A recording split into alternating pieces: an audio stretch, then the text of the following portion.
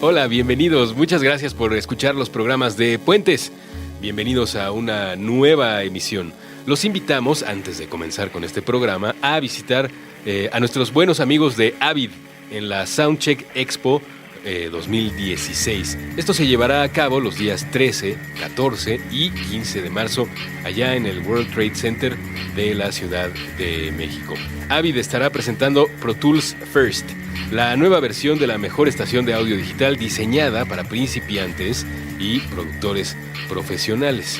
Componer, grabar, editar y mezclar nunca había sido más fácil, con nuevas herramientas para el almacenamiento gratuito en la nube y colaboración en línea con otros músicos, productores y técnicos en cualquier parte del mundo.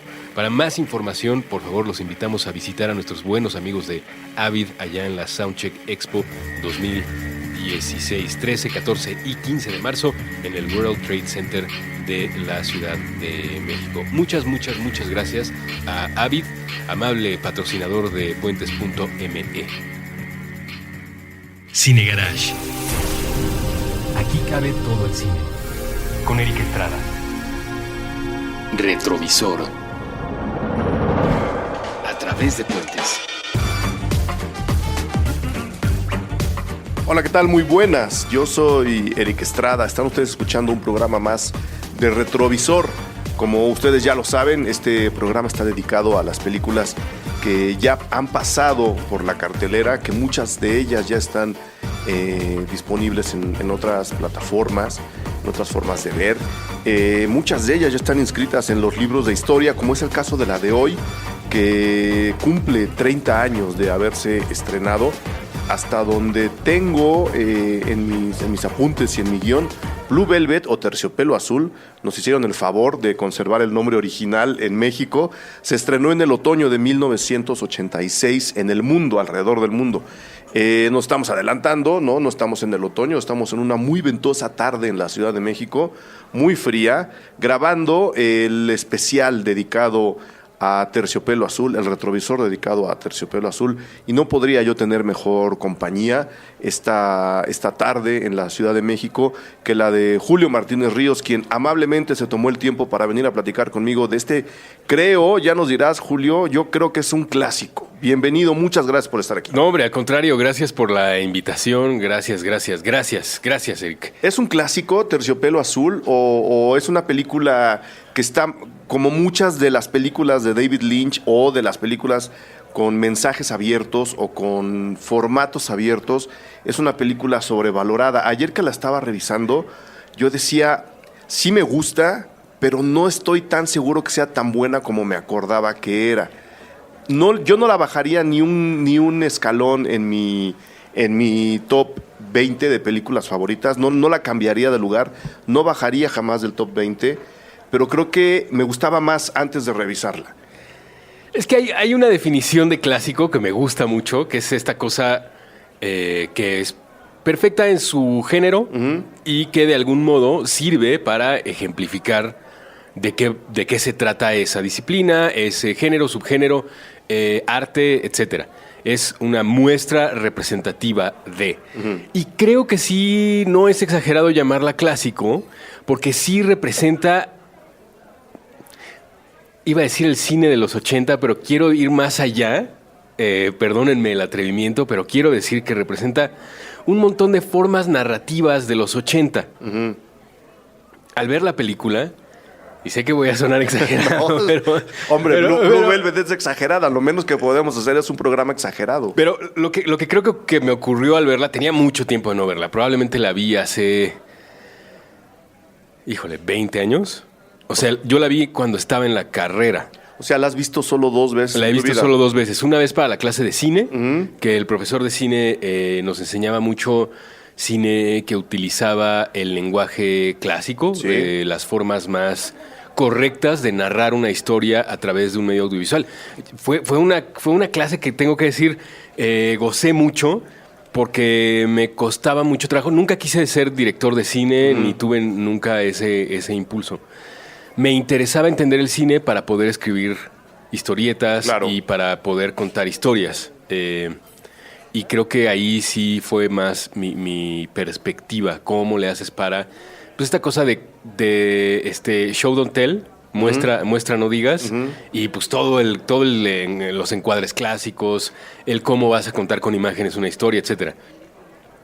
Entonces recuerdo haberla visto en aquel tiempo y ahora que la volví a ver, como les platicaba, pues mucho del espíritu de la época, ya decías, la película es de finales de los 80, 86. del 86, y me hizo pensar en Alan Moore, me hizo pensar en Neil Gaiman, me hizo pensar en otras formas cinematográficas que pudimos haber visto en la época. No se nos olvide, a lo mejor aquí me estoy adelantando un poco, querido Eric. No, adelante. Pues David Lynch era en ese momento un director súper de moda. Sí. Como si ahorita dijera uno Alejandro González Iñárritu, ¿no? O sea, era lo que la gente que estaba involucrada en el cine decía, esto como narrativa audiovisual es donde va nuestra especie, ¿no? Estaba a la vanguardia y era un creador como ninguno otro, no se le parecía a ningún otro. Eso me lleva a reflexionar también en las dificultades que había en la época para ver cine de David Lynch, ¿no? Era muy complejo. En México, por lo menos en la Ciudad de México, en donde somos muy afortunados con cierto tipo de ofertas culturales, era cosa, como con las películas de Woody Allen, era cosa de esperar a la muestra de cine, ¿no? Tú sabías que en el otoño, con unos vientos muy parecidos a los de hoy, podías meterte al cine a ver la nueva película de Woody Allen y la nueva película de David Lynch, pero efectivamente no era... O sea, no podías ir a alquilar el DVD o a comprar el Blu-ray o poner Netflix para encontrarte con las películas de David Lynch. Sí, eso me ocurrió hoy. Les platico, para hacer este programa con mi buen amigo Eric, me dejó la tarea, por supuesto, de ver la película, que es una cosa que me fascina de este formato que hacemos aquí en Puentes, ¿no? Que el podcast te permite hablar de una película habiéndola visto. Qué cosa más hermosa. Claro. Sufrí mucho en el radio porque a veces, pues, con la premura del tiempo, pues, acababas hablando de cosas que no habías tenido chance de ver o que recordabas ahí de pasadita, ¿no? Ahora pude ver la película en este otro formato. Para quien no tenga idea, lo que platicaba Eric, ¿no? A lo mejor era este festival, muestra, ocasión especial, ocurrencia de la Cineteca, algo que el programador quería entrelazar con alguna otra cosa. Entonces, tú estabas en el sur de la ciudad y la película la iban a proyectar en el cinematógrafo del Chopo. Sí. A las 5:40. Entonces, tu última clase era, o bueno, ya tenías que faltar a una clase. Yo tenía clases en la tarde, entraba a las 3 y salía a las 10. Y nos interesaba mucho ir a hacer estas cosas. Entonces, ibas ahí, pues, haciéndole como podías en el carro de un amigo, se iban todos, o agarrabas el transporte público, te ibas en metro, veías cómo le hacías y estabas ahí a las 5:40 en el cinematógrafo del Chopo para ver una película que quién sabe qué era y quién sabe cuándo te la ibas a volver a encontrar. Sí, porque no sabías cuándo se repetía, jamás. Les platico que en la época David Lynch, cuando yo estaba en la universidad, andaba haciendo la de Lost Highway. Poquito antes de Lost Highway yo entré a la Que universidad. de hecho Lost Highway tiene muchos de los retazos que al pobre David, al mismo David Lynch se le quedaron de esta película, de Terciopelo Azul, de Blue Velvet, se le quedó material en la cabeza. De ahí saca Twin Peaks. Pero en Twin Peaks mete, digamos que lo primero que se le quedó, como su top 10 de cosas que quise contar y no entraron, entraron a Twin Peaks. Las otras 10 que no entraron a Twin Peaks entraron a Lost Highway. Ah, sí. Hasta la carreterita, ¿no? Hay una toma de la carreterita que parecería conectar ambas películas. En realidad, la toma de la carretera conecta casi todas las películas de David Lynch. Es como la imagen que le gusta que esté en casi todas sus películas. Como una firma. Como una especie de firma, un sello del propio David Lynch. Ok. Y sí, hoy que me puse a ver la película, pues lo que hice, como me imagino que muchos de ustedes harían después de escuchar o antes de escuchar este programa, no sé, lo pueden hacer, esa es otra belleza, lo pueden hacer en el momento que ustedes deseen. Lo pueden hacer al mismo tiempo. Al mismo tiempo, incluso, sí. Pues nada, me conecté a través del PlayStation al Netflix y busqué en el navegador de la aplicación y en cosa de 3 minutos estaba reproduciendo en HD, en la comodidad de mi casa, una película que nos habría tomado allá por el año 96, 95, un par de horas, ¿no? Esta travesía que... Y eso, por supuesto, que ha cambiado nuestra manera de consumir las cosas, nuestra manera de apreciarlas, nuestra manera de entenderlas. No sé si lo que decías ahora de que te resultaba una mejor película antes tiene que ver con Yo creo que sí. con estas travesías físico-espirituales que hacíamos antes para ir a ver cine, ¿no? Yo creo que sí, porque además yo, al contrario tuyo, por cuestiones de trabajo y de formación profesional o personal también, he visto Blue Velvet muchísimas veces. Ok. Muchísimas veces, procurando un poco lo que hace la Alianza Rebelde con Star Wars, ¿no? Ajá. A ver, ahora en VHS. A ver, ahora en cine. A ver, ahora en la reedición, no sé cuánto. ¿Tiene A ver. muchas versiones? No, simplemente cambia el soporte, pero Ok. la versión es la misma. En algún momento se habló de que el primer corte que hizo David Lynch, o sea, él quería que quedara una película de 4 horas. La película que tenemos ahora dura 2, exactamente. Él la redujo a 2 horas. Y nunca, jamás se encontró el material que el propio David Lynch le quitó para que se convirtiera en una película de 2 horas, hasta por ahí del 2011. Y algunas de esas escenas se pueden ver en una edición especial en Blu-ray. Ok. Pero es la misma versión siempre, no han alterado nada. David Lynch es muy respetuoso con su propio trabajo, o es una persona extremadamente confiada. Cualquiera de las dos cosas a mí me deja muy tranquilo con sus películas. No suele modificar el formato, no suele decir, pues mira, vamos a alterar esta escena, estaba mejor acá. El síndrome de Ridley Scott, del director Scott, no lo tiene David Lynch. Acaba su película y dice, ya acabé, ya la dejé, chéquenla, ¿no? No se mete en ese tipo de malabares. Sí, me gusta esta cosa que es el cine como una pieza, Sí, ¿no? Que es donde está David Lynch, según yo. Totalmente. Estaba viendo hoy el avance de Guerra Civil, de la nueva película del Capitán América. Ajá. Y me contrastaba en la cabeza, ¿no? Como este cine que también me encanta y no tengo nada contra él, pero este cine hiper comercial. Es otra cosa, sí. Para toda la familia. Cine de diseño con propósitos, con el propósito de satisfacer lo que el público quiere y no de presentar una pieza que está en la cabeza de un cineasta. No vas a confrontar al público, vas a darles lo que te están pidiendo. Vas a que te den lo Sí, que quieres. sí. Y aquí es una ocurrencia, lo digo en el mejor de los sentidos, Sí. de ningún modo peyorativo, una ocurrencia de un genio, de un artista que presenta esta cosa. Al verla, no sé si es correcto lo que voy a decir.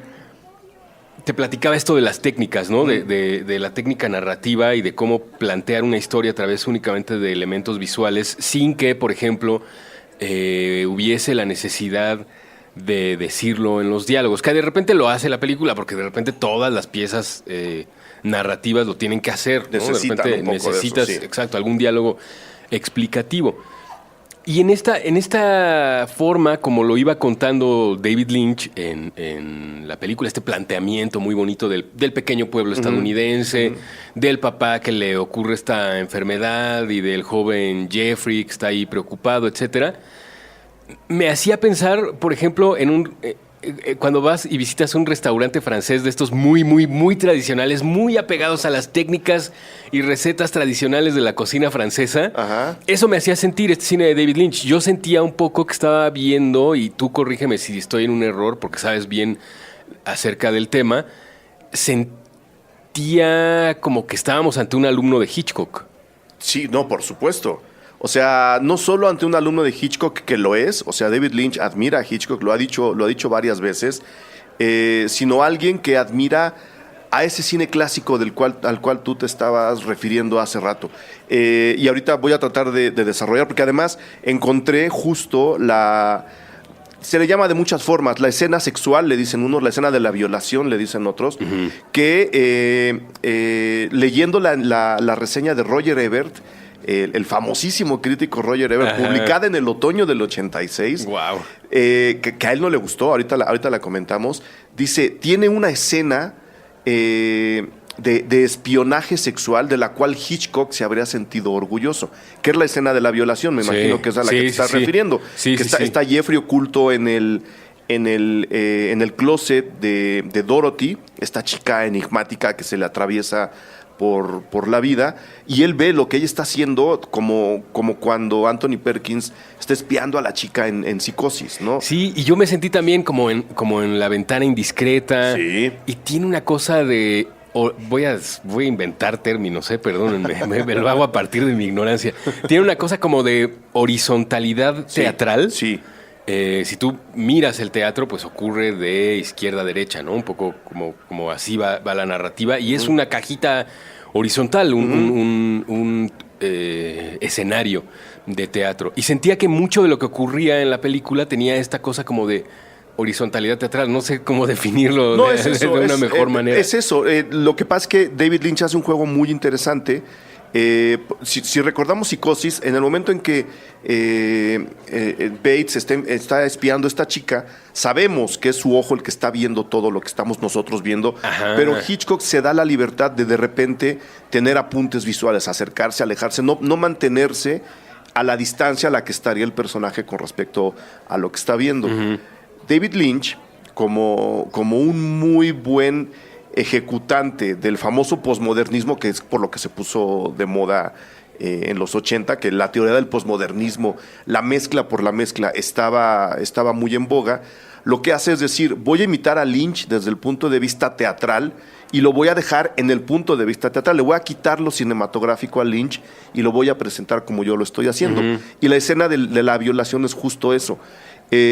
Cuando Jeffrey se mete de hecho, nos van narrando muy bien toda la película, con mucho juego de planos, un discurso cinematográfico muy elegante, porque el David Lynch es muy elegante cuando decide contraponer sus ángulos y sus encuadres, hasta que Jeffrey entra a la casa, se esconde, al departamento, se esconde, y en ese momento asumimos el punto de vista de Jeffrey, que como está encerrado y no se puede mover, uh-huh, es el del teatro. Uh-huh, es el de ver este pequeño departamento en donde al fondo está el baño y del lado derecho está la sala, y él, como no se puede mover, nosotros tampoco nos podemos mover. Es decir, las libertades que se tomó Hitchcock en Psicosis, de acercarse, de alejarse, a pesar de que sabíamos que estábamos viendo lo que el otro personaje estaba viendo, uh-huh, David Lynch dice, ya entendí, sí me gusta, pero yo voy a hacer todo lo contrario. Sí. Voy a poner también un personaje, pero me voy a encerrar junto con el personaje. Eso, según yo, le inyecta mucho dramatismo a la escena. Sí. Por una razón creo yo, fundamental.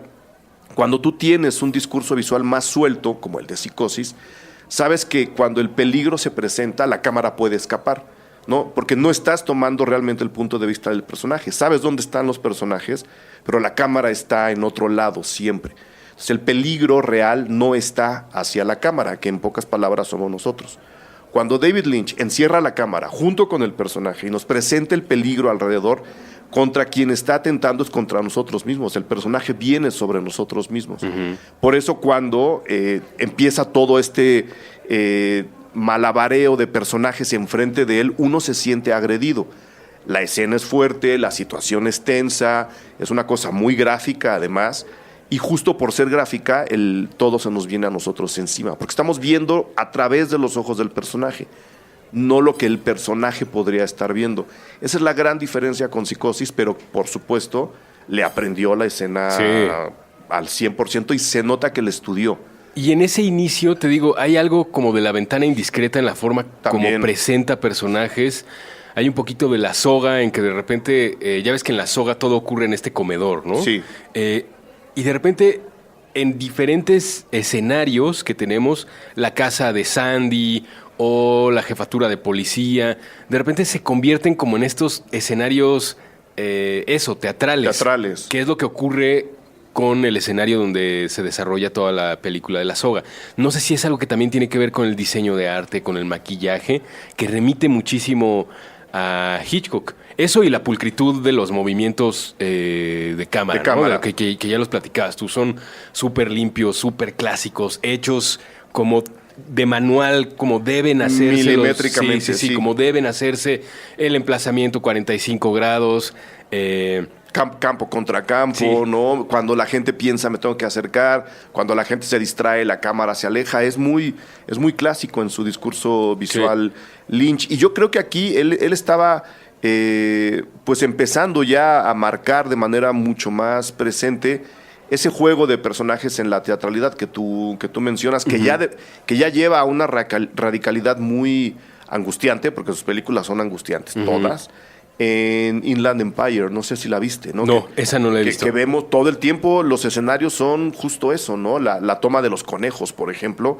Hay unas personas disfrazadas con cabezas de conejos que están paseando en una sala, ¿no? Y el señor se da el lujo de tenernos y de mantener ese encuadre 15, 20 minutos con gente haciendo nada más que pasearse en un escenario completamente teatral, ya con una propuesta todavía más radical y más angustiante hacia el espectador, que creo que es donde ahora que decías lo de las piezas de David Lynch, creo que es donde hay que acomodar a su película y a su propuesta. Sí. Sabemos que es alguien que nos va a agredir tarde o temprano y tenemos que ir no dispuestos a eso, pero sí preparados a eso, ¿no? Creo que las películas de David Lynch, y este es uno de los mejores ejemplos, están puestas ahí como piezas, tal cual, para que uno salga completamente incómodo del cine.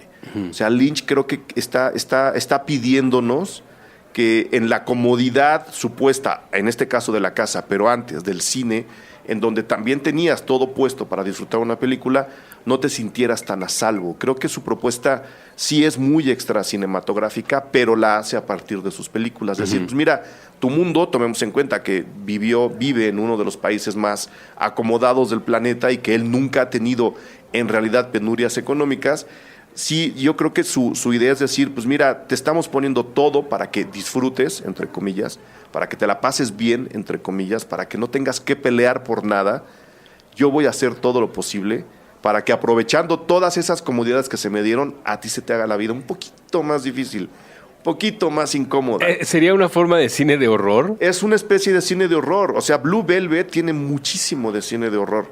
Muchísimos elementos de cine de horror. Más allá de lo gráfico, más allá de lo violento, que son muchas escenas, porque a la pobre Isabella Rossellini nos la mueven como trapo por toda la película. Pobre. O sea, más allá de eso, creo que la atmósfera que acaban construyendo a partir de una canción que acaba sonando tétrica en el contexto de la película, sí nos habla de que es alguien que, si bien no está haciendo cine de horror, sí utiliza algunas de sus herramientas más reconocibles para inquietar a la gente que está viendo sus piezas.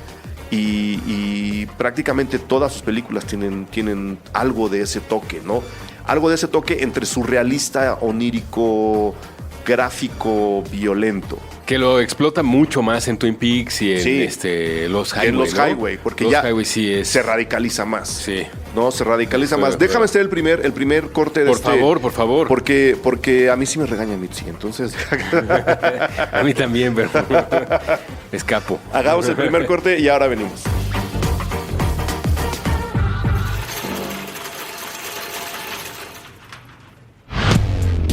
Cortina de humo. Cultura canábica nacional. Con Andrés Vargas Russo. Todos los jueves a las 9 p.m. Puentes.m. Un libro es un puente, una canción es un puente, una película es un puente, una computadora es un puente, un balón es un puente, un plato es un puente. Aquí tratamos de hacer que crucen todos. Alianza Rebelde. Conversaciones sobre una galaxia muy, muy lejana. Con Julio, Russo y Boludo. Todos los viernes, nuevo episodio a las 9 de la noche. Puentes.m.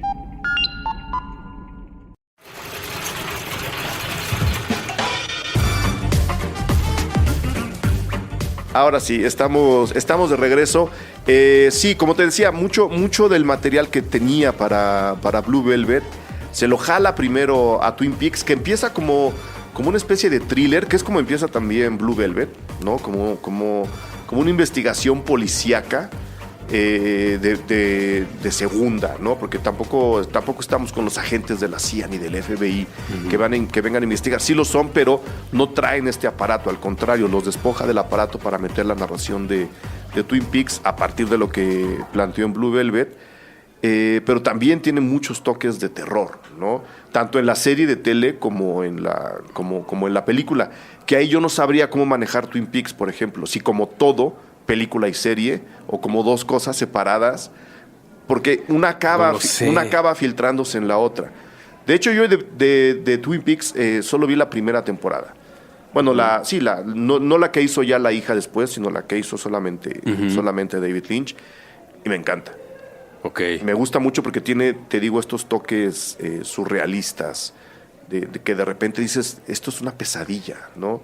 Que algo parecido ocurre en Blue Velvet y por supuesto en Los Highway. Los Highway es una pesadilla total y absoluta. Ahí sí no hay ni otra escapatoria ni otra explicación, creo yo. Está claramente referido la idea de la pesadilla en esta película a través de Joffrey. Uh-huh. Joffrey sueña con esta mujer, ahora les digo el nombre que aquí lo traigo apuntado, nada más que no me lo aprendí de memoria. ¿Con Dorothy? Sí.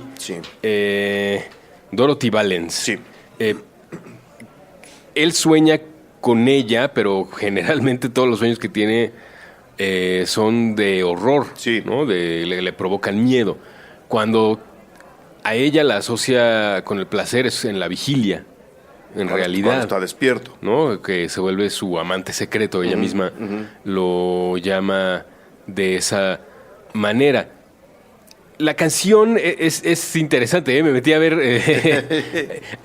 hay dos cosas que quiero apuntar. Bueno, tres. Venga. Empiezo por decir, abonando a lo que apuntábamos hace un ratito de la teatralidad, pues qué manera más hermosa de iniciar un homenaje al teatro. Si algo es esta película, pienso yo, es un homenaje a una puesta en escena teatral, que con un telón. Sí. Y un telón de terciopelo azul, ¿no? Primero. Luego, la canción de Terciopelo Azul es una canción de los años 50, sí, cantada por primera vez. Fíjate, me lo encontré en una píldora de Wikipedia, me dejó saber que la canción fue originalmente grabada por Tony Bennett, el famoso Tony Bennett, y fue escrita por los compositores Bernie Weiss y Lee Morris.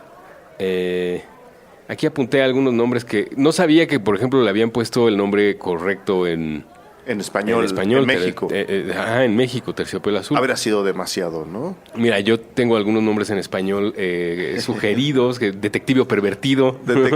Que es una cosa que le pregunta Sandy, ¿no? Sí. El personaje de Sandy le dice, oye, ¿tú qué eres? ¿Detective o pervertido? Y bueno, seguro si saliera en México en 2016 esta película, le habrían puesto... No, un año más. Detective Pervertido. Con un año más. Un poco de lo que se trata. Trenecito erótico, porque ahí claro, en esta escena de la violación que ya platicabas, está pasando una cosa y luego pasa otra. y suceden cosas muy, muy incómodas. Sí, es una película sigue siendo muy incómoda. Yo ya he contado esto en otro programa de Cine Garage. Tengo una muy buena amiga que vive en San Francisco, ella es de allá, y pues le gusta venir a la Ciudad de México, completamente comprensible. Le gusta venir a pasear y en algún momento nos tocó justo... ¿cuál es la de las dos chicas? Ahora te digo que es que se me va ese nombre, siempre se me va justo porque se me cruza con el nombre en español. Mulholland Drive. Mulholland Drive. Nos tocó ver Mulholland Drive cuando vino de vacaciones una vez y salimos, por supuesto, completamente incómodos de la película, ¿no? Porque es una película igualmente oscura, desconcertante, el final no tiene ningún sentido, o sea, es una película que te va llenando, como diría mi abuela, el buche de piedritas, ¿no? Y me dice... Después de haber visto tantas, ya con cerveza en mano en un bar que nos fuimos a platicar después, me dice, después de haber visto tantas películas de David Lynch, he llegado a la conclusión de que sus películas no se ven, se experimentan. Uh-huh. Como dices, es una pieza, es una especie de videomontaje, es una película dentro de otras películas o son muchos sueños dentro de una película. Son muchas cosas menos una película convencional y efectivamente Blue Velvet es una de las más incómodas que tiene en su larga filmografía. Si no la han visto, no la vean con sus mamás. Okay. O sea, si alguien nos está escuchando y dice, ay, mamá, te voy a enseñar escuché un programa muy divertido con Julio. En la compu, en el Netflix, ahí. Solos. Sí. Pero no inviten a sus papás a ver esta película con ustedes. Recomiéndenselas, véanla, que ellos la vean por su lado y ustedes la ven por el suyo. Que no sé si luego nos pasa, Eric, esto que estás planteando del cine...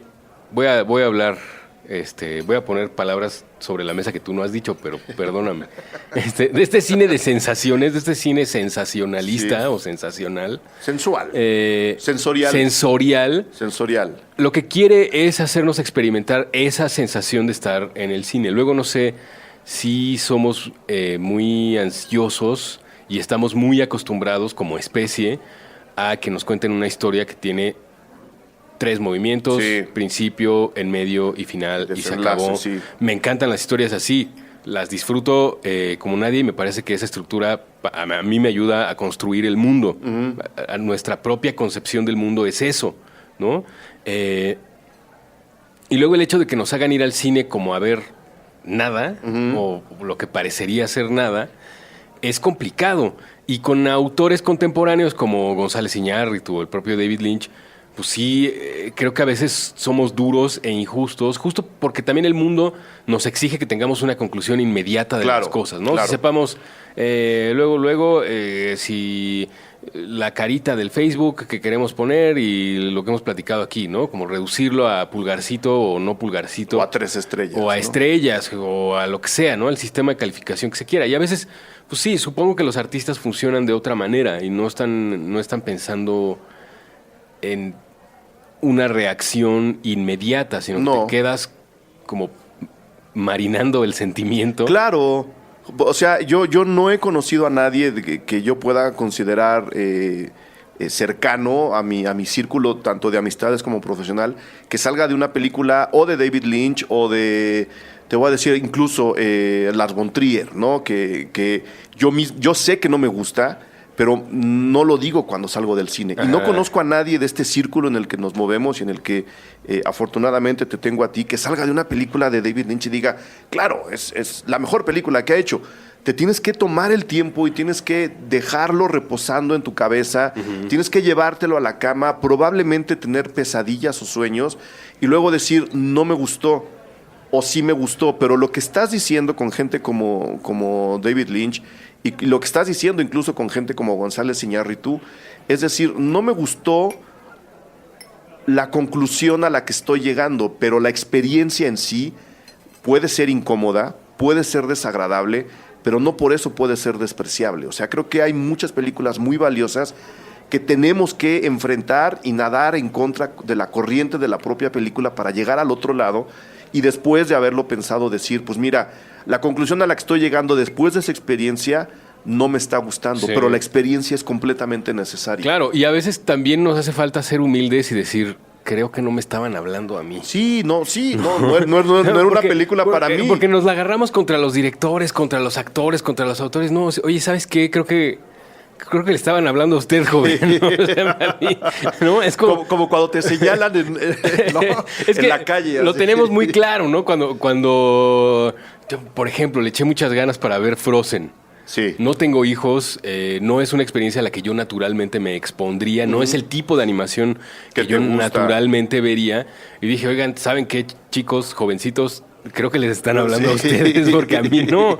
Y entiendo que es una gran película, muy influyente para una generación, muy importante, pero que no está utilizando un lenguaje que yo entienda. No, las herramientas con las que está apretando las tuercas no encajan con tus tuercas.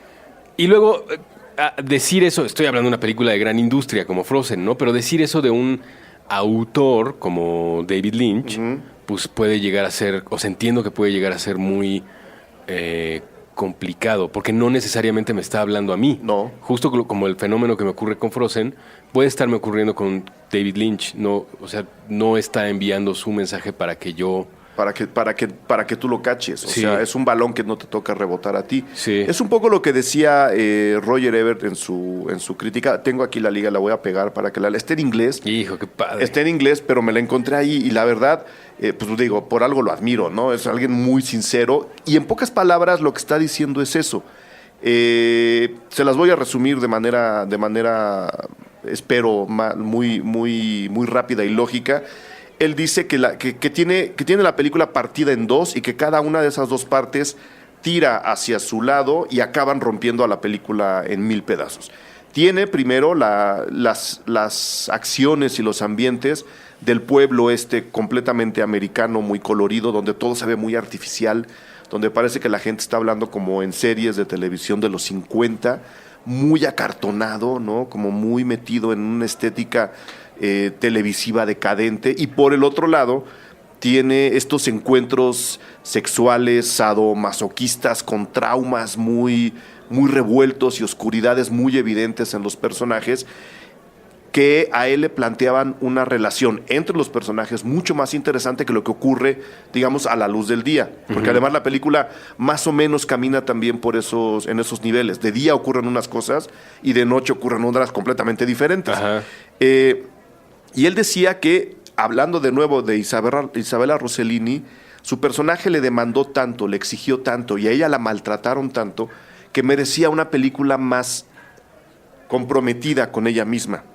Él dice que David Lynch está un poco temeroso, o él cree que está un poco temeroso, en desarrollar la historia de las oscuridades y que por eso escapa hacia la parte diurna, hacia la parte donde están los otros personajes más coloridos.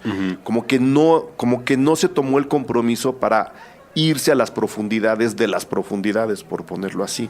Y que en consecuencia acabó partiendo la película en dos. Y él lo dice, a lo mejor no lo dice con esas palabras, pero lo deja muy claro, a lo mejor no me están hablando a mí.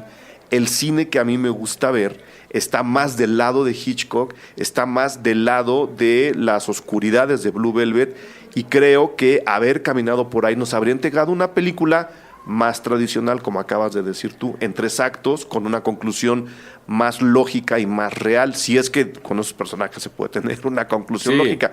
Pero en pocas palabras es lo mismo que está diciendo Roger Ebert. Entiendo la estructura, la veo muy bien, no me gusta porque el cine que a mí me simpatiza está en un formato más tradicional. Esto está demasiado revuelto, se nota mucho la diferencia entre las dos partes. Sí, quizá ahí lo valioso, partiendo de esta reseña, a lo mejor lo valioso es que David Lynch, justo parte de este lenguaje cinematográfico clásico, tradicional, no quiero decir conservador, académico le llamo yo a veces. Para inventarse un universo propio. Es como, volviendo a la analogía con las recetas, perdonen, pero no he comido. Y además nos gusta comer a todos. Sí, somos dragones aquí en Puentes. Justo, es como estos chefs que de repente parten de las tradiciones y te hacen y llevan hacia otra dimensión o hacia una dimensión personal el mole, ¿no?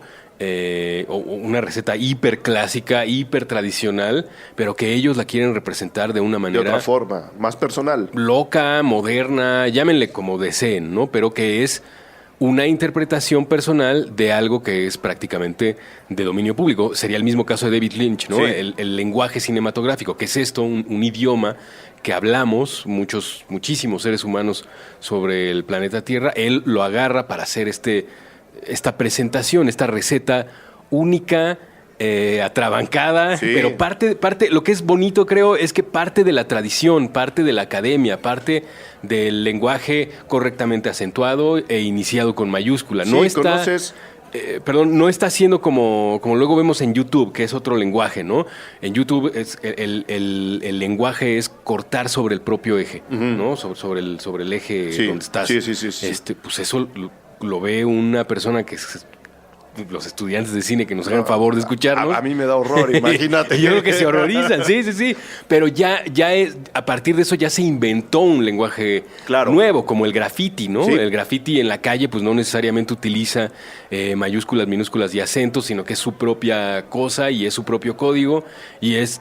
Sí, partió del alfabeto que conocemos, pero para inventar un código callejero único. La diferencia es que incluso a la hora de apropiarte lenguajes o recetas, pues también hay niveles. Y es ahí donde yo acomodo a David Lynch y saco de mi lista de favoritos a muchos otros. Sí, estoy de acuerdo. Para romper las reglas hay que conocerlas. Sí. Vuelvo a la analogía. Vuelvo a nuestra sabrosísima analogía del mole.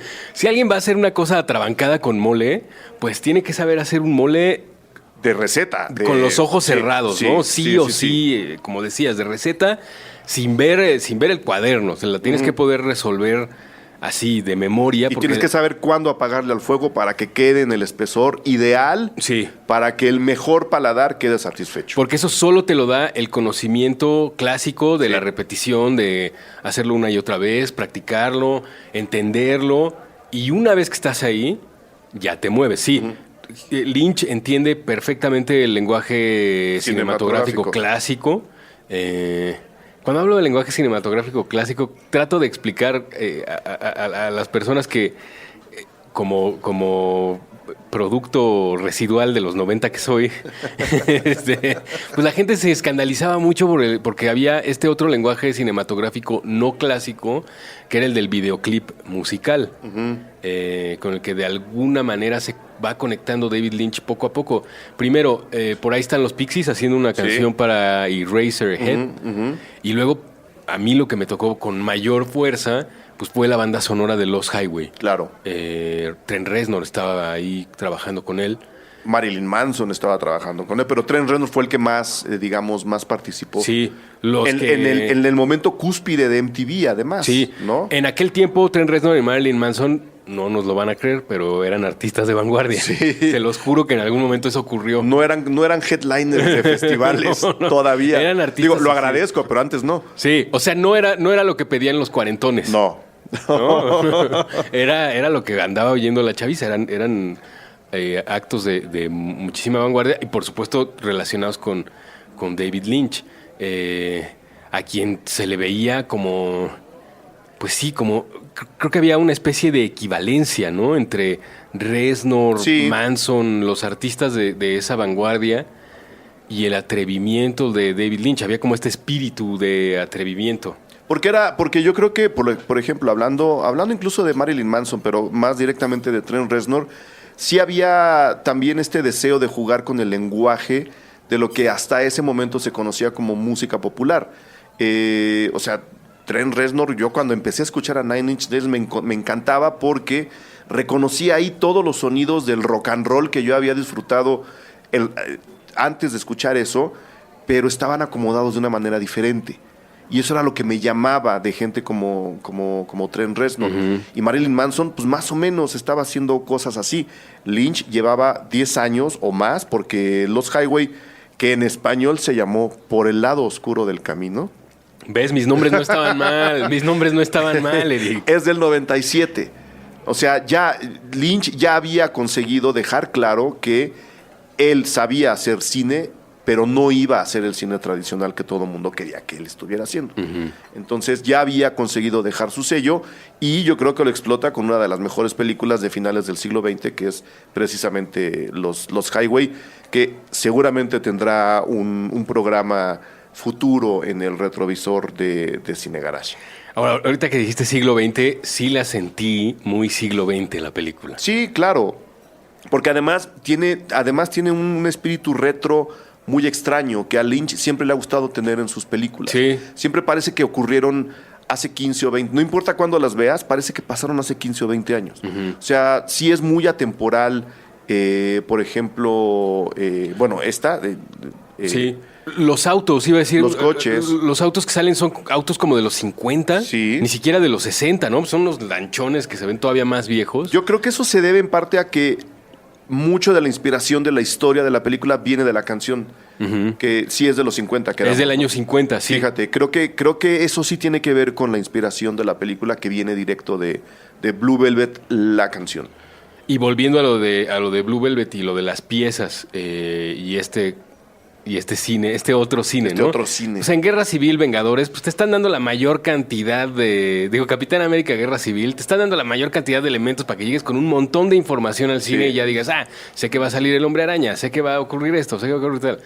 Aquí, y es una cosa que disfruto muchísimo de las novelas y de las películas y demás, cuando el título es una parte de la pieza, cuando eres parte de este club. Para mí el título genera eso, ¿no? Eres parte de un pequeño club de personas que la han visto y de personas que saben por qué la película o la obra o la pieza se llama como se llama. Es como una especie de listón con el que envuelves este regalo que es una obra de arte. El saber, el compartir entre nosotros este conocimiento de por qué la película se llama Terciopelo Azul, pues cierra la pieza y al mismo tiempo abre la pieza de una manera que es maravillosa, ¿no? Por eso está mi pleito cuando cambian los títulos, ¿no? Cuando los títulos son, híjole, imprecisos, porque sí, creo que es un elemento crucial para cómo se comunica el autor con su público, el título. Es como el código que te permite descifrar todo el mensaje cifrado, ¿no? Sí. Y creo que, sí, yo también creo que es importante. Déjame hacer la segunda pausa y venimos ya con los remates de Terciopelo Azul, que se ha convertido en un programa dedicado a David Lynch en su totalidad. David Lynch y su enorme copete.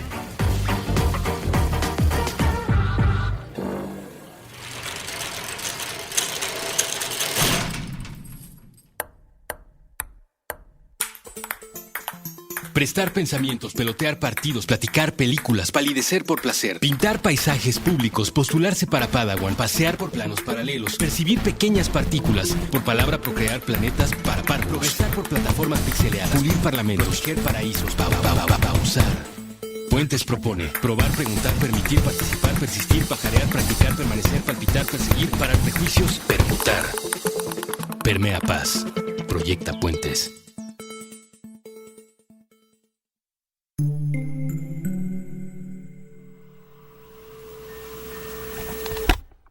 Meta. Cultura pop en 60 minutos. Con Evaristo Corona. Lunes a viernes 4 de la tarde. A través de Puentes. La ruta más corta entre dos extremos es un puente.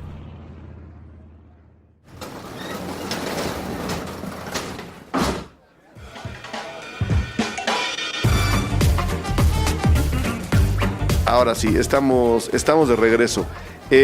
¿Tienes alguna parte? Yo la verdad, con todo lo crudo y con todo lo violenta que es la famosa escena de la violación, en la que Jeffrey ve como Dorothy se desnuda y luego es sometida de la manera más vil, creo que es mi parte favorita de David. Esa, de Terciopelo Azul.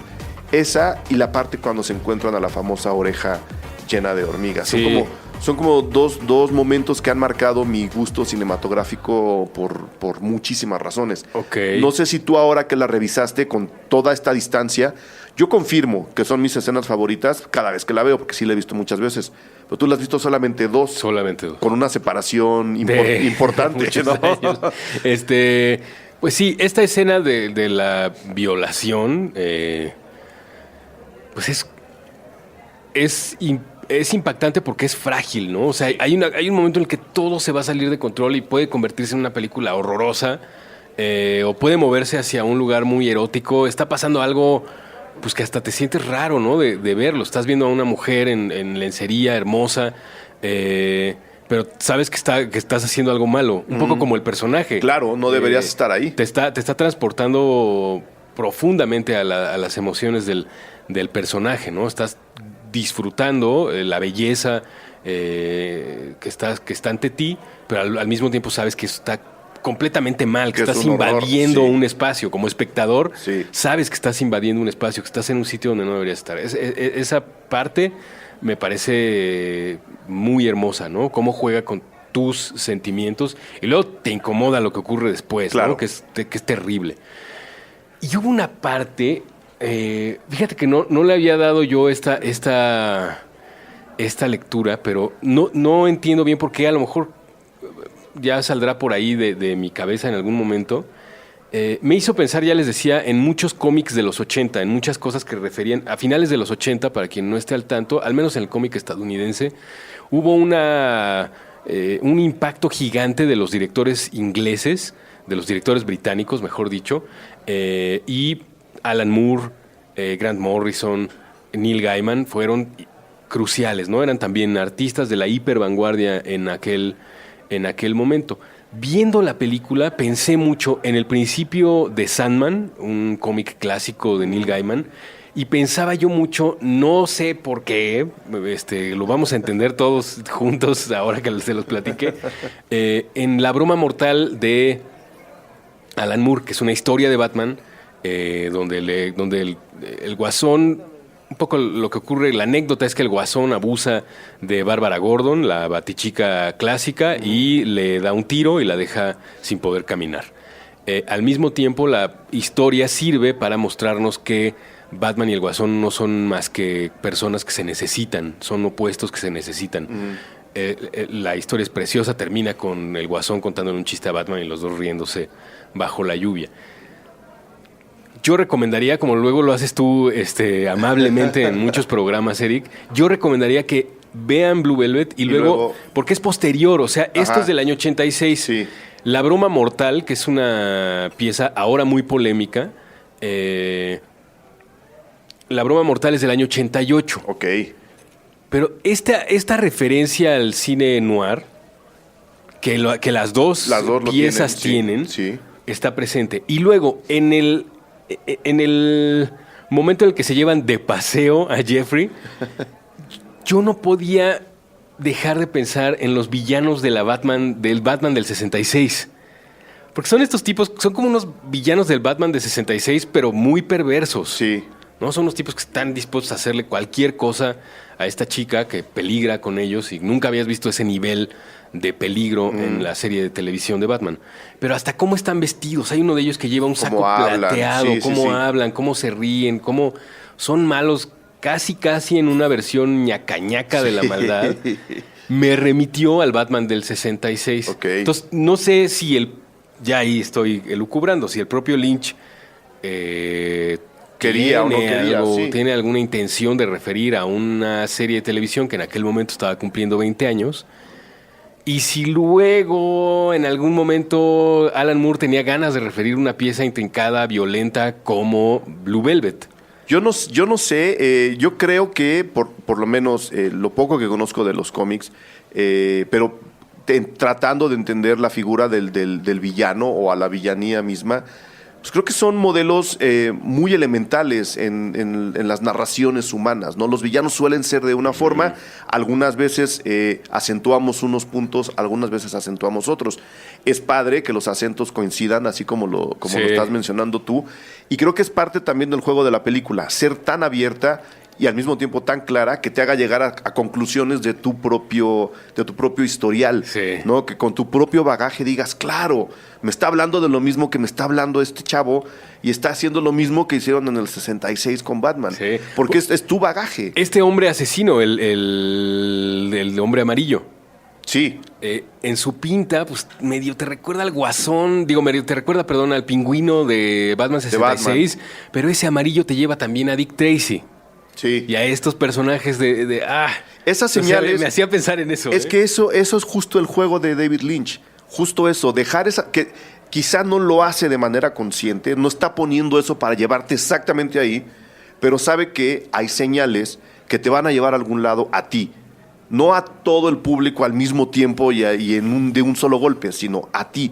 Y eso es lo que yo admiro siempre de cualquier contador de historias, en este caso de David Lynch, que dejen esta señal, sabiendo que están dejando señales, no que filmen a lo loco y que se inventen planetas que explotan nomás porque sí, sino que sepan que en el momento X tiene que haber una señal para que la gente empiece a pensar en otras cosas, cualquier cosa que esa persona decida pensar. No te están dando claves para descifrar, en este caso, si el hijo y el esposo de esta pobre chica van a sobrevivir o no.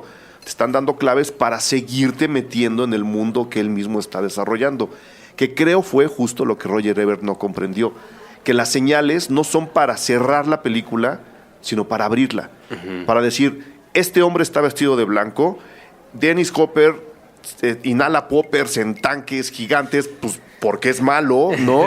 Y se encuentra una oreja llena de hormigas tirada en un jardín.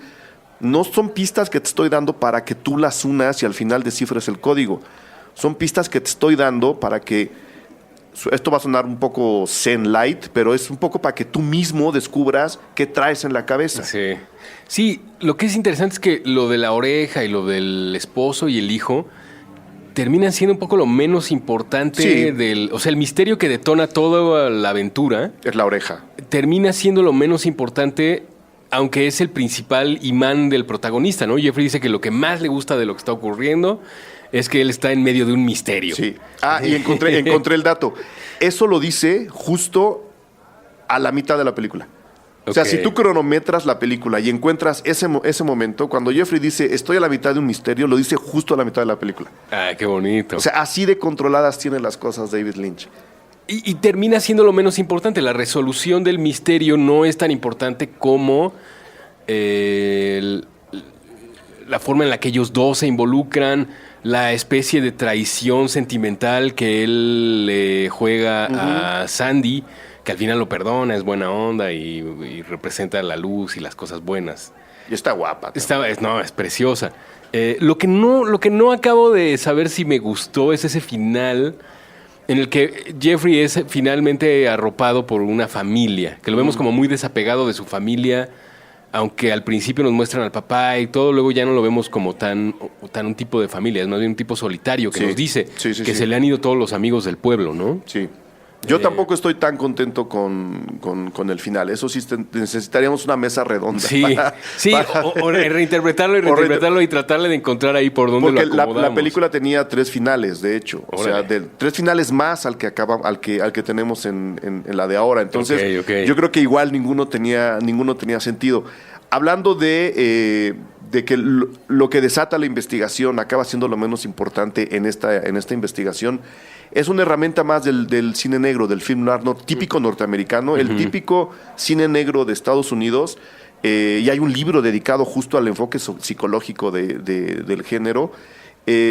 Juega mucho con eso, juega mucho con lo ilógico de la lógica de la investigación. O sea, hay muchas pistas y las mejores películas, el ejemplo lo va a explicar, bueno, la frase espero que lo explique.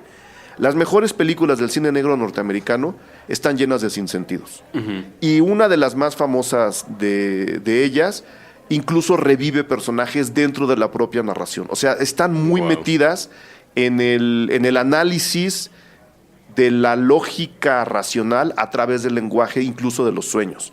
Hay un choque ahí de realidades muy, muy interesante que justo acaba desatando violencia. Te voy a prestar ese libro, a ver. Sí, por Es favor. una cosa bien, bien interesante. El choque de estas dos realidades, la lógica cerebral y la lógica de los sueños, acaba generando violencia, y es la violencia la gasolina elemental del cine negro. Y muchas de esas películas están llenas de sinsentidos de manera incluso intencional. Y David Lynch, yo creo que, sin saber qué iba a desatar, recoge esa pequeña herramienta y la mete en su película. Porque hablando de la oreja, él lo dijo, es un capricho. O sea, yo la metí como un capricho. Es lo que desata. Yo, obviamente, cuando la vi en la escuela dije, claro, sí, no, nos va a llevar al inframundo y las hormigas nos van a susurrar todo lo que David Lynch quiere decirnos. No, David Lynch dice, es un capricho. A mí me gusta mucho la imagen de las hormigas en El perro andaluz, en la película de Buñuel, y quise remitirme a ella y hacerle un pequeño homenaje. Y por eso es que lo que desata la investigación es una oreja que está llena de hormigas, nada más. Ok, yo trataba de conectarlo con el pájaro que sale al final comiéndose un bicho, pero ya no me dio la cabeza. Son sinsentidos intencionales. Justo a ti te llegan las claves del saco amarillo, te llegan las claves del paseo en coche. A otra persona le llegarán las claves del pájaro al final y de la oreja. Esas son, te repito, las claves que él te da para que la película se abra. Sabe dónde meterlas, unas les llegarán a unas personas, otras les llegarán a otras. Sí. Pero lo hace, de que lo hace, lo hace. Yo creo que el mensaje lo entrega muy bien. Y encontré incluso el video donde interpretan, ya para cerrar, a menos que tengas un comentario o varios. Todo en orden, estoy bien. Le preguntaron un día a David Lynch, oiga, ¿y el pájaro ese del final? ¿Qué onda? Y él dice, aquí tengo el video. No, pues es un pájaro que nos encontramos por ahí. Creo que está el nombre de la especie. Es un pájaro que nos encontramos por ahí y decidimos meterlo en el final de la película. Y le dice, es natural, es un pájaro vivo, le dice David Lynch. Y que en la entrevista le dice, oye, ¿no se le hace medio artificial? Y él le contesta, pues es que está interpretando un papel. Por supuesto que se ve artificial. Bueno, es que hay un diálogo que también nos desorienta un poco de Sandy, que habla de un sueño que tuvo donde no había más petirrojos, ¿no? Y no sé si es un petirrojo el del final, la Creo verdad que es que sí. desconozco todo sobre especies de aves. Debería serlo en todo caso, ¿no? Sí. Yo no sé. Y refiere a ese sueño que ella tuvo y un poco ya se quedó con Jeffrey y ya tienen esta otra vida muy feliz, ¿no? El padre de Jeffrey que está enfermo, sana. Se recupera. Y parece como eso, como el despertar de una pesadilla, se siente el final. Es eso, está jugando completamente con el lenguaje de los sueños. Uno de los finales que se filmaron y que nunca veremos era que Jeffrey despertaba de una pesadilla y se daba cuenta que su papá estaba bien, pero no es el final que tenemos ahora. Okay. O sea, sí está jugando con el lenguaje de los sueños. Es una película creo que justo por eso es incómoda. Cuando nos sacan de lo racional, tendemos a brincar en el asiento, sí, ¿no? En lugar de dejarnos llevar, tendemos ay, no, yo quiero entender A, B igual a C. La camisa de Jeffrey en el final está muy buena.